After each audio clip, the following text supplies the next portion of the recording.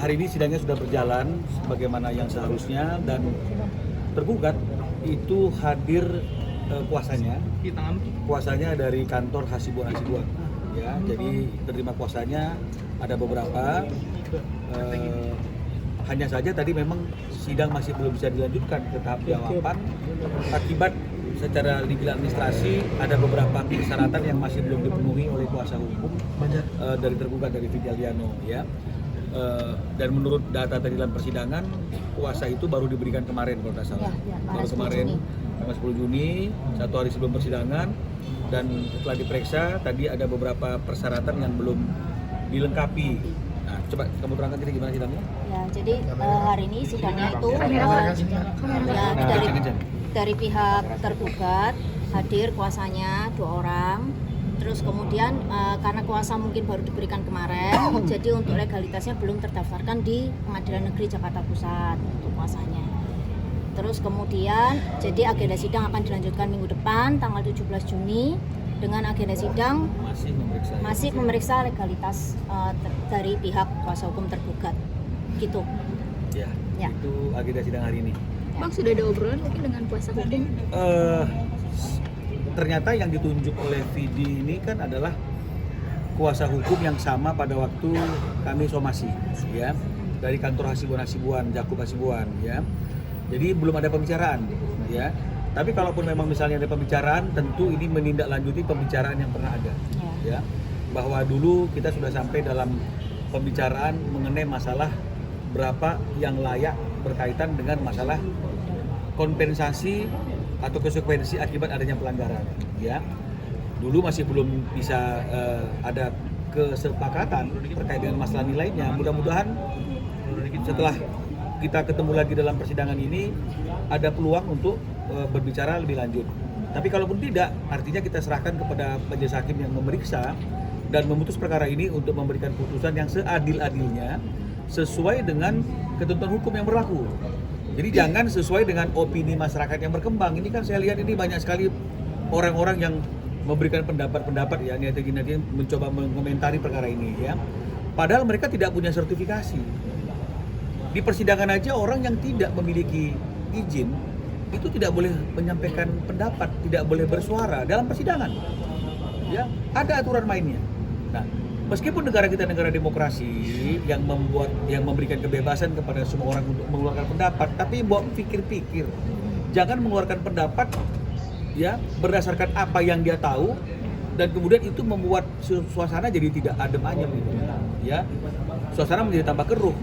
Apalagi yang mengomentari itu selain tidak memiliki sertifikasi, tidak ada latar belakang hukum, tidak baca gugatan, tapi mencoba mengomentari. Kita bicara mengenai masalah pelanggaran hak cipta akibat tidak meminta izin, yang dibahas tentang royalti. Untuk sekian kalinya saya katakan bahwa ini bukan royalti, ini bicara terkait dengan masalah tidak memiliki izin. Apakah harus ada izin? Ya harus. Yang bilang siapa? Undang-undang. Ya.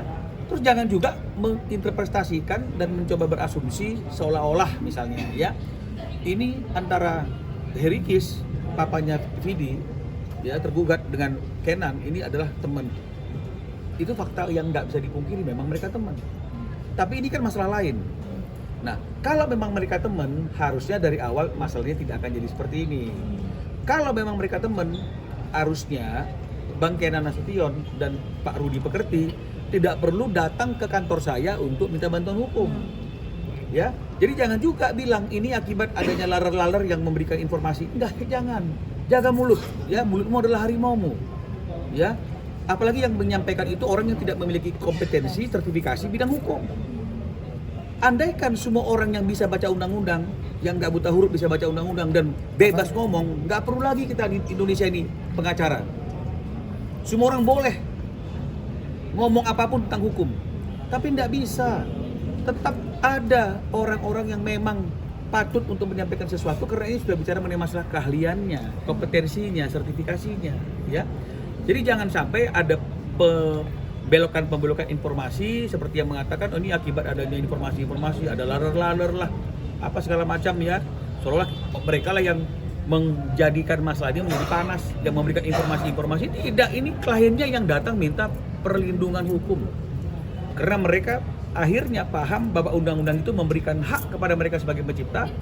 Kalau lagunya ingin digunakan dalam pertunjukan langsung secara komersil harus ada izin. Ya, jadi tolong mulai hari ini ya kita lihatlah perkembangan perkaranya, memberikan pendapat ya harusnya bijak. Ya bijak, lihat etika juga, jangan provokatif, dan ingat juga apakah kita memiliki kewenangan, kompetensi untuk menyampaikan hal-hal itu, apalagi mengkaji undang-undang, apalagi mengomentari pekerjaan advokat yang memang memiliki sertifikasi untuk itu.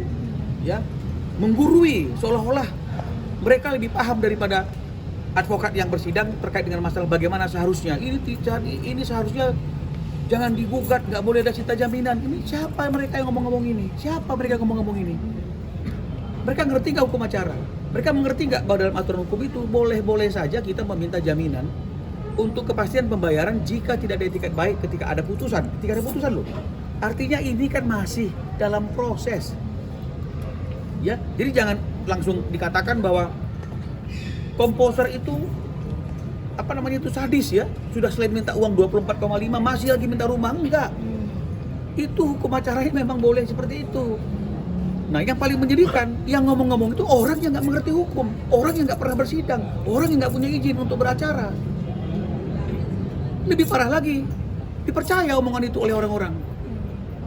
Ya, jadi jangan lihat apa gini, jangan lihat siapa yang berbicara, tapi tolong lihat apa yang dibicarakan. Jadi substansinya harus mengakar kepada aturan hukum yang berlaku.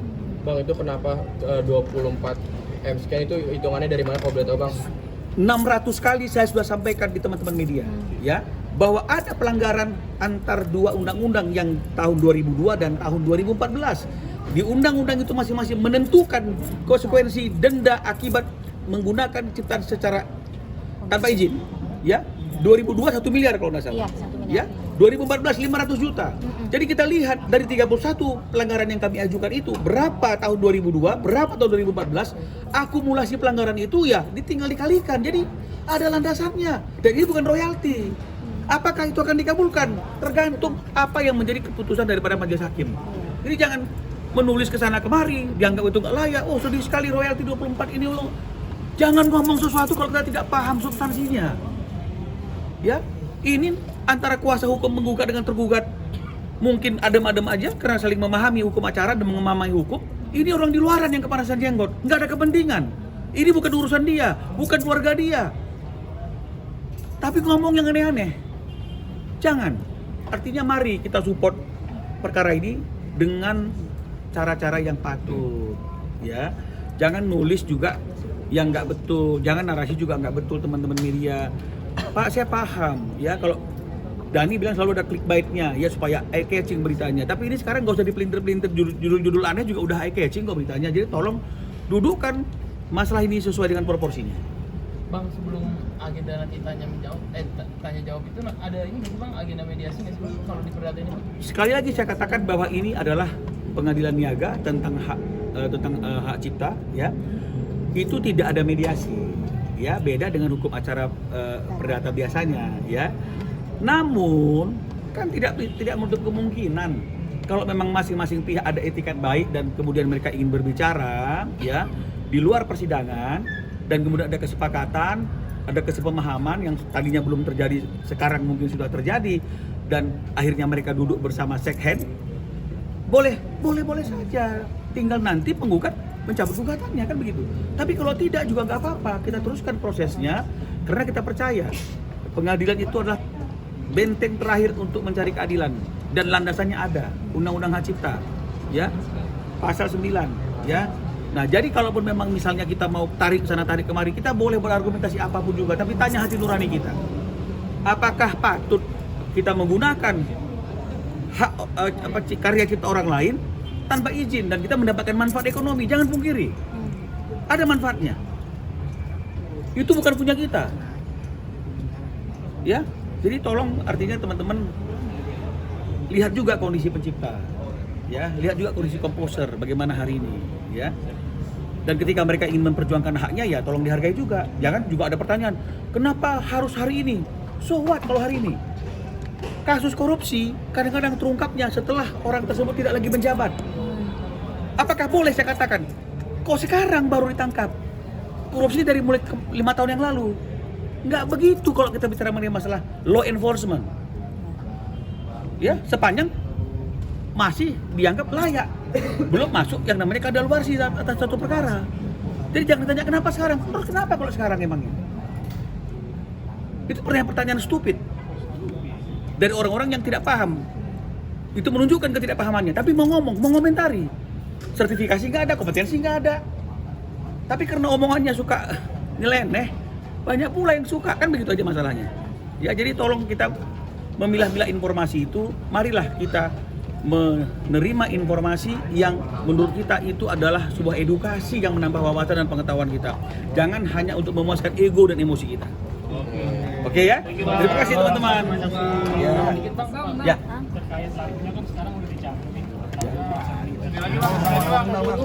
Cabut sama siapa? Di Spotify udah nggak ada lagi. Lo nggak jadi persoalan. Artinya begini. Kalau kemudian misalnya dia merasa benar, ngapain di take down dari Spotify? Kalau ketika dia mengupload lagu itu di Spotify, dia merasa memiliki kewenangan yang layak secara undang-undang, kenapa mesti dicabut? Kenapa mesti di take down? Gunakan aja terus. Itu yang pertama. Itu menunjukkan bahwa memang ada kesalahan yang mereka akui walaupun mereka membantahnya. Yang kedua, kalaupun hari ini itu di take down dari Spotify, apakah itu menghapus kesalahan yang mereka selama 16 tahun? Atau selama mereka masukkan di Spotify? Enggak juga. Jadi kalau memang gentleman, jangan hapus. Respon kalian sendiri setelah itu dihapus? Tidak ada respon apa-apa. Artinya itu sebuah pengakuan dia tidak layak mengupload itu di Spotify, mengeksploitasi secara digitalisasi karena memang ada kesalahan yang belum